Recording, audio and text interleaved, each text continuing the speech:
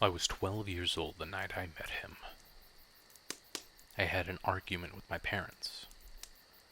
I don't even remember what it was about anymore. Something stupid. Something small. But at 12, everything feels enormous. I remember screaming at them, telling them I'd never forgive them. I meant it, too. I stormed out of the house and into the dark streets of the town. My fists balled up, my eyes burning. I had this plan forming in my head, half fantasy, half threat, that I was going to run away forever. They'd see then. They'd miss me.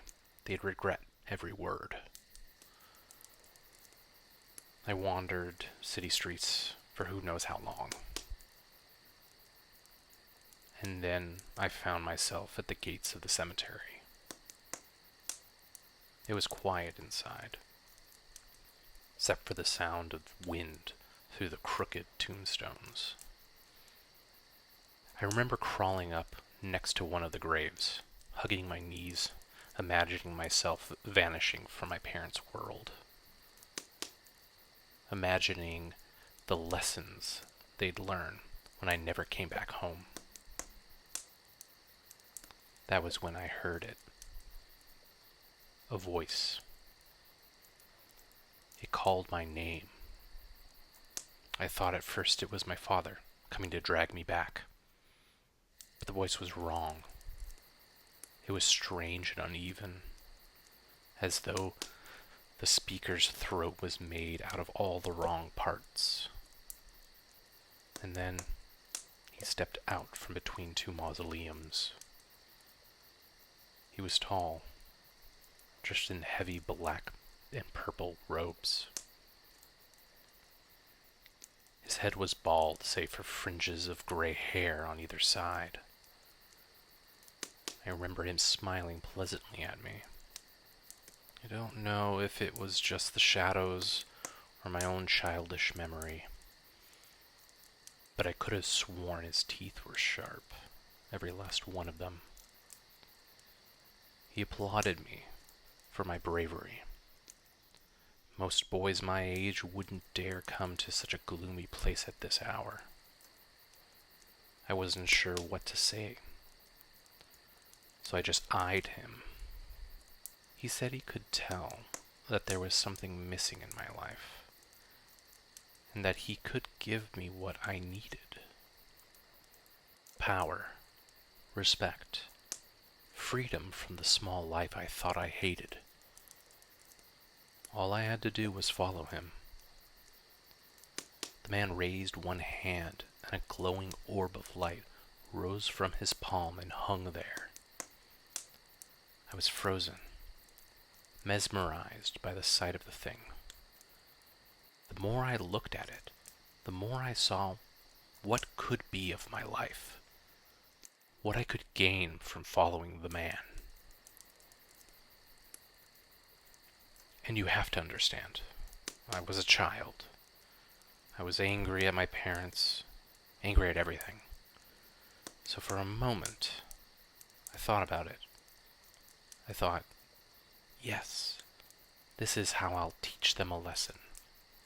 I'll leave, and when I return, I'll be something greater, something they can't order around or ignore. He told me that for such freedom, there would be a price. That he had paid that price long ago.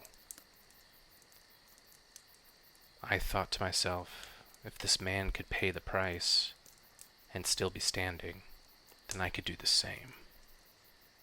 And then it opened. The eye.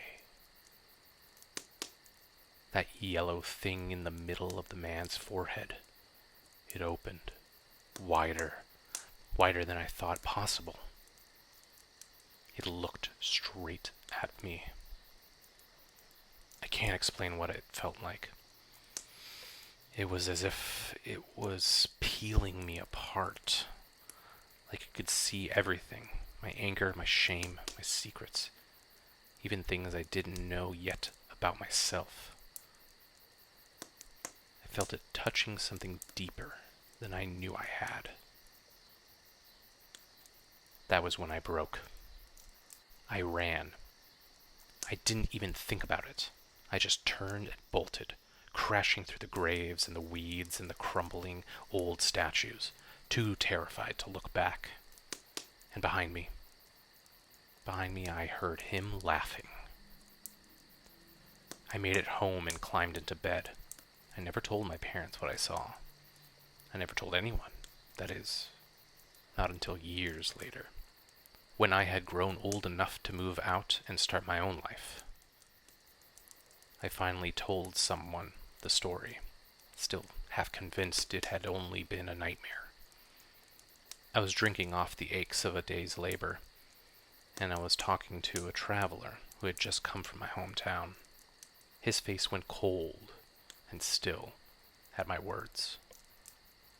And that's when I learned the truth. The man I saw that night wasn't a man at all. The elders called him Lorn of the Gallows. He had been an orphan who had made a deal with spirits of the cemetery in exchange for dark magics. He was a witch, or at least he had been before the sheriff hanged him for grave robbing.